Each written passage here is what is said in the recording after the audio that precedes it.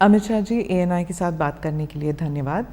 आज जब supreme court ने क्लीन चिट दे दिया मोदी जी को और बाकी आरोपियों को, आपको कैसे महसूस हो रहा है? आप उस वक्त एक MLA थे। देखिए, सबसे पहले क्लीन चिट नहीं है, मैं इसके बारे में बाद में बात करूंगा। सुप्रीम कोर्ट ने पूरे आरोपों को खारिज किया है और आरोप क्यों घड़े गए इसके बारे में भी सुप्रीम कोर्ट ने कहा है। एक प्रकार से आप कह सकती हो कि सुप्रीम कोर्ट ने ये आरोप पॉलिटिकली मोटिवेटेड है, ये भी सिद्ध कर दिया है। सुप्रीम कोर्ट के जजमेंट ने सिद्ध किया है।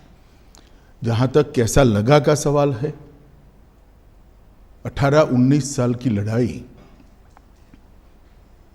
देश का इतना बड़ा नेता एक शब्द बोले बगैर सभी दुखों को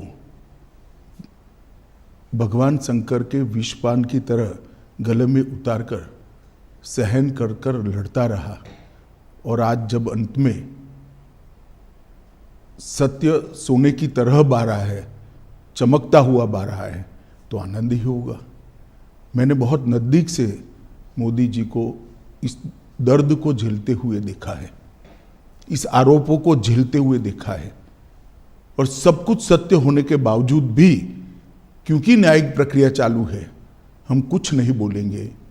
इस स्टैंड को कोई बहुत मजबूत मन का आदमी ही ये स्टैंड ले सकता है। ये अभी जो इंटरव्यू हम कर रहे हैं वो मैं 2003 में भी गुजरात के गृह मंत्री के नाते कर सकता था, पार्टी के अध्यक्ष के नाते भी कहता, क्योंकि परिस्थिति में कोई बदलाव नहीं है, फैक्ट था।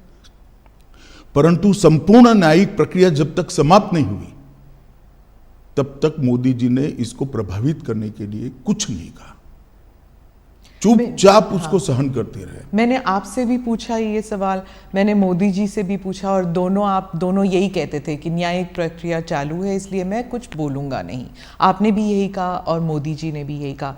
19 साल हो गए हैं, तो 19 साल में आप इधर उधर की बातें करते थे, पूरा आप डिटेल में नहीं जाते थे। अब आप क्या बता सकते हैं कि क्या हुआ उन दिनों में? सबसे पहले 19 साल के बाद सुप्रीम कोर्ट की खंडपीठ ने आज जो जजमेंट दिया है, उस जजमेंट से मोदी जी पर लगे हुए सारे गलत आरोप को खारिज कर दिया गया, और ये भी कहा गया है कि कुछ लोगों ने उस आरोपों को पॉलिटिकली मोटिवेटेड तरीके से लगाया था, to keep the pot boiling कहा। हाँ, वेस्टेड इंटरेस्ट था। कौन थे वो आपके हिसाब से? नाम मैं बताता हूं बाद में।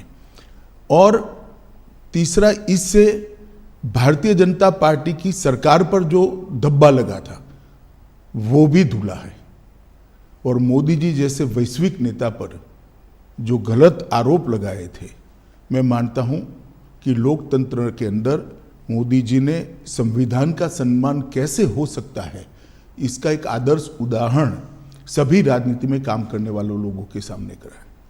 मोदी जी की भी पूछताछ हुई थी, किसी ने धरना प्रदर्शन नहीं करा था। देश भर से कार्यकर्ता आकर मोदी जी के समर्थन में सॉलिडारिटी के लिए खड़े नहीं हुए थे। हम कानून को कोऑपरेट किए थे, मेरी भी अरेस्ट हुई थी, कोई धरना प्रदर्शन नहीं करे थे। और जब सत्य इतनी लंबी लड़ाई के बाद बाहर आता है विजयी होकर, तो सोने से भी ज्यादा उसकी चमक होती है। और मुझे बहुत अच्छा लग रहा है कि आज जिन लोगों ने भी मोदी जी पर आरोप लगाए थे, अगर उनकी अंतरात्मा है तो उन्होंने मोदी जी की और भारतीय जनता पार्टी की क्षमा मांगनी चाहिए। सिर्फ आरोप लगे थे क्या? दंगे हुए तो थे ना? आरोप क्या था? दंगे मोटिवेटेड थे, दंगों में राज्य सरकार का हाथ था, दंगों में मुख्यमंत्री का हाथ था, यहां तक भी कह गए। आरोप यह था, दंगे से कौन इनकार कर रहा है? देश में दंगे कई जगह पे हुए हैं। तो क्या उन दिनों में आप भी थे वहां पर? तो उन दिनों में क्या पुलिस जो है, जो कहते हैं कि पुलिस कुछ कर नहीं पाई, जो कुछ ऑफिशियल्स थे वो they were not able to do much, और बहुत से लोग कहते हैं कि वहाँ पॉलिटिकल जो व्यू था, इस वजह से ना तो पॉलिटिकल ना तो ब्यूरोक्रेसी ना ही पुलिस इतना कर पाई रोकने के लिए, दंगे रोकने के लिए। देखिए, भारतीय जनता पार्टी की विरोधी राजनीतिक पार्टियां, कुछ आइडियोलॉजी के लिए राजनीति में आए हुए पत्रकार और कुछ एनजीओ ने मिलकर, ये त्रिकूट ने मिलकर ये आरोपों को इतना प्रचारित किया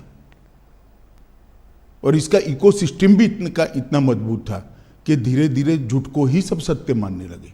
पर उस वक्त तो आपकी सरकार दिल्ली में भी थी और आपकी सरकार गुजरात में भी थी, तो फिर मीडिया को या फिर उन लोगों का नेटवर्क इतना स्ट्रांग कैसे था? हमारी सरकार का कभी भी मीडिया के काम में इंटरफेरेंस का दखल ही मतलब हमारा एटीट्यूड ही नहीं है, ना उस वक्त करा था ना आज कर रहे हैं। परंतु उस वक्त जो इकोसिस्टम बनी थी, वो इकोसिस्टम ने एक झूठ के पुलिंदे को इतना हवा बनाकर जनता के सामने खड़ा कर दिया कि इसकी इन्फ्लुएंस में सभी लोग थे, शायद कोर्टें भी होगी।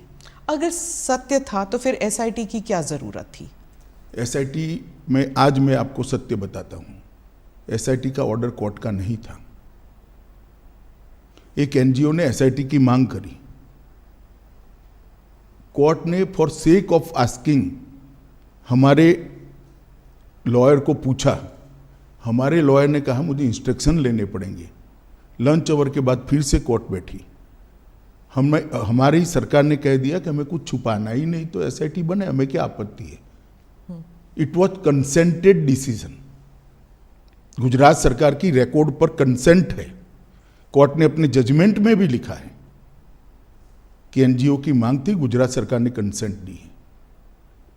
हम बहस कर सकते थे, मगर क्यों करें, क्योंकि हमें कुछ छिपाना ही नहीं था। आज जब जजमेंट आया है तब तय हो गया है कि जजमेंट में लिखा हुआ नाम मैं बोलता हूं,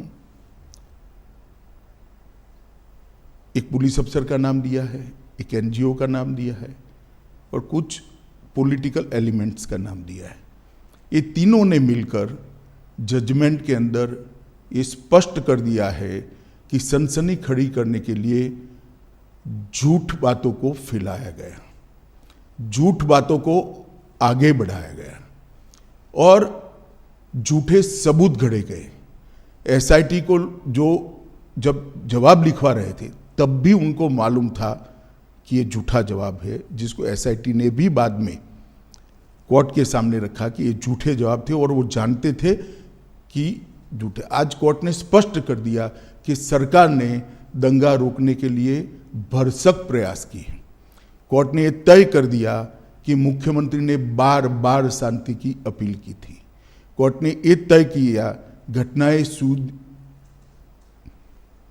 मतलब ट्रेन जलाने की घटना के बाद जो दंगे हुए वो सुनियोजित नहीं थे, स्वप्रेरित थे। ये भी कोर्ट ने आज जजमेंट में कह दिया और तहलका द्वारा किए गए स्ट्रिंग ऑपरेशन को भी कोर्ट ने खारिज कर दिया, क्योंकि इसका आगे पीछे का पूरा फुटेज जब आया तब मालूम पड़ा कि स्ट्रिंग ऑपरेशन पॉलिटिकल